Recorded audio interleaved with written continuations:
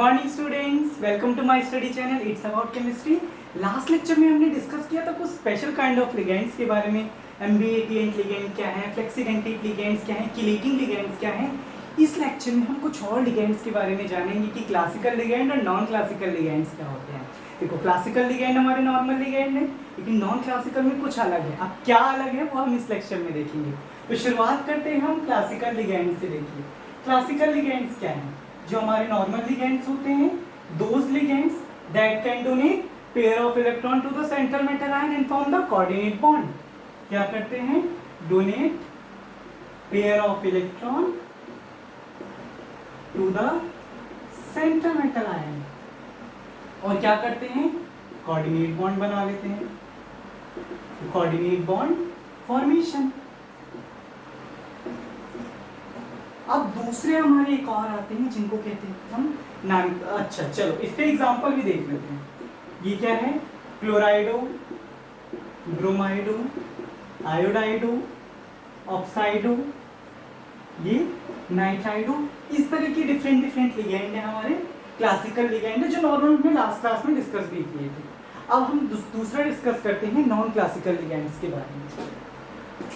अब देखते हैं, चलो नॉन क्लासिकल क्या है।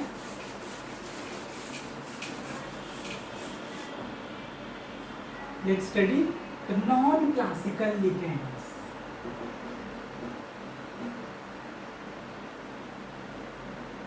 अब ये क्या करते हैं?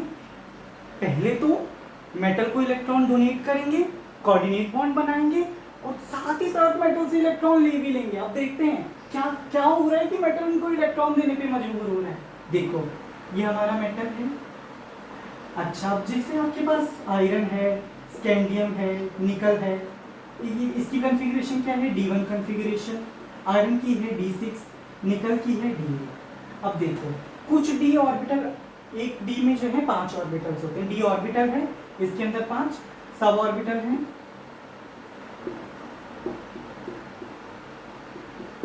D के अंदर 5 ऑर्बिटल्स होते हैं। तो जब हम एक इलेक्ट्रॉन फिल करेंगे या 6 इलेक्ट्रॉन फिल करेंगे, कुछ ऑर्बिटल्स फिल होंगे, कुछ ऑर्बिटल हमेशा वैकेंट रहेंगे।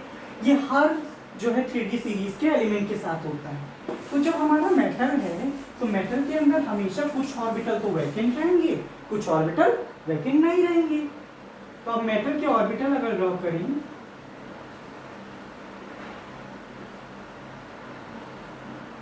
कुछ इस टाइप के मेटल की ऑर्बिटल पिक्चर है। माइनस माइनस माइनस, यहाँ पे प्लस प्लस, ठीक है।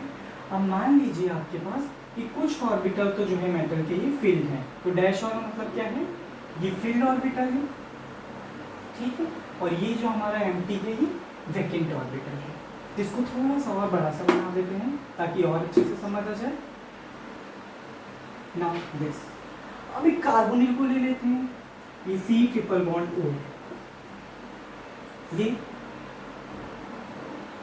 इसके पास कुछ ऑर्बिटल्स हैं और जब ये इसके पास होगा तो इसके ऊपर ओवरलैप भी करेगा, ठीक है। और साथ में इसके साथ भी ओवरलैप करेगा।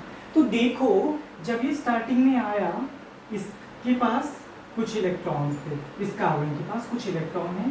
ये आएगा मेटल के पास, ठीक है, लिगैंड बन के आएगा, लिगैंड का रूप लेके आएगा, कहेगा लो मेटल, मैं तुमको इलेक्ट्रॉन देने आया हूँ। और यहाँ पे मेटल को इलेक्ट्रॉन डोनेट कर देगा। मेटल ने डोनेट कर दिया। और कौन सा बॉन्ड है ये? हेड टू हेड ओवरलैप है, सिग्मा बॉन्ड है। कौन सा बॉन्ड है? सिग्मा बॉन्ड है। क्यों सिग्मा बॉन्ड है? Because head to head overlap है। दूसरा इस बॉन्ड का नाम है कोऑर्डिनेशन बॉन्ड। इस टाइप में जहाँ पे लिगैंड मेटल को डोनेट कर रहा है, कोऑर्डिनेशन बॉन्ड है। Coordination bond is a sigma bond, ठीक है। अब दूसरा क्या होता है? मेटल इलेक्ट्रॉन ले लेता है, फिर मेटल सोचता है इसने मेरे को इलेक्ट्रॉन दे दिया। अब देखो, जो इलेक्ट्रॉन है इसके ऊपर कौन सा चार्ज होता है? माइनस चार्ज होता है। जब इलेक्ट्रॉन कार्बोनिल से मेटल की तरफ गए तो हमने नेगेटिव चार्ज जो है कार्बोनिल से मेटल की तरफ ट्रांसफर कर दिया। अब मेटल के ऊपर हो गया नेगेटिव चार्ज। और मेटल का काम क्या है? इलेक्ट्रॉन डोनेट करके पॉजिटिव चार्ज बनाना। पुण्य कमाता है मेटल। इसने कहा भाई मेरे पे तो नेगेटिव चार्ज हो गया, और इंटर इलेक्ट्रॉनिक रिपल्शन की वजह से या अपना इलेक्ट्रॉनिक चार्ज कम करने के लिए मेटल ने क्या किया? ले भाई कार्बोनिल, तूने मुझको इलेक्ट्रॉन डोनेट किया, तो तू भी कुछ इलेक्ट्रॉन ले, थोड़ा नेगेटिव चार्ज तू भी ले ले। तो क्योंकि मेटल के पास इलेक्ट्रॉन डेंसिटी बहुत ज़्यादा हो गई जिसको वो संभाल नहीं पा रहा था, तो कार्बोनिल के वैकेंट ऑर्बिटल में इसने डोनेट कर दिया।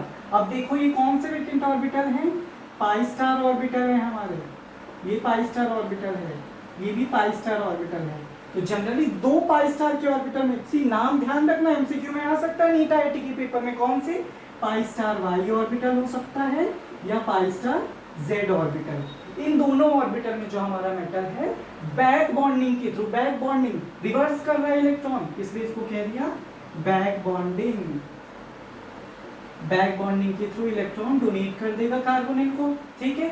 और जो ओवरऑल टाइप ऑफ सिस्टम है, जो ये बॉन्डिंग है, इसको हम कह देते हैं सिनर्जिक बॉन्डिंग। समझ आया?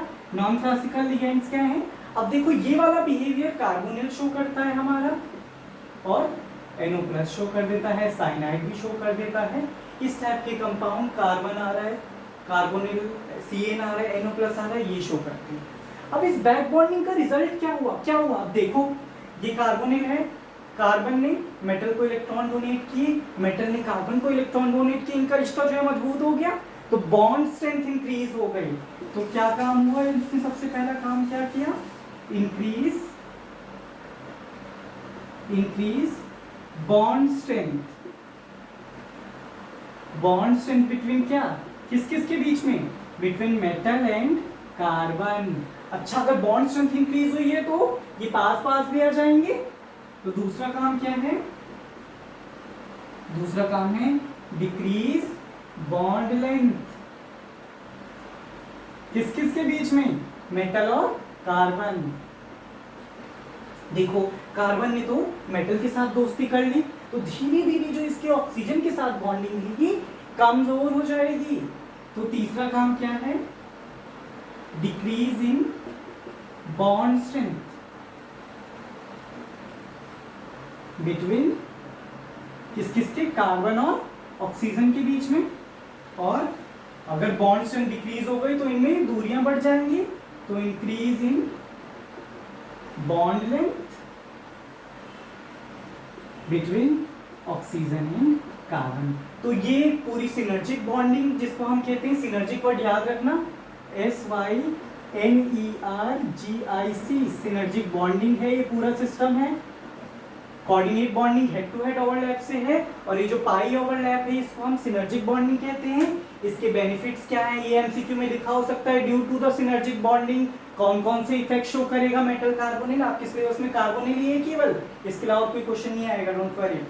अब मेटल कार्बोनिल का जो है बॉन्ड स्ट्रेंथ इंक्रीज हो जाएगी, मेटल कार्बन के बीच में बॉन्ड लेंथ इंक्रीज हो जाएगी, ऐसे 4 ऑप्शन आपको दे देंगे, you have to tick one. तो पूरा कंसेप्ट आई होप समझ आया होगा, नहीं आया होगा तो वीडियो दोबारा देख लेना। That's it for today.